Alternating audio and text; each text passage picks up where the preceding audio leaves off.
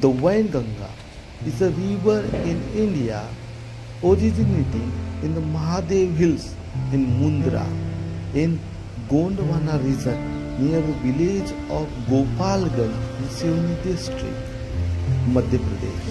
It is a key tributary of the Godavari. The river flows south in a winding course through the state of Madhya Pradesh and Maharashtra, thoroughly 580 kilometers. After joining the Vardha River, the united stream, which is known as the Pranahita River, empties into the Godavari River at Kaleshwaram, Telangana. Thanks for watching. Please subscribe.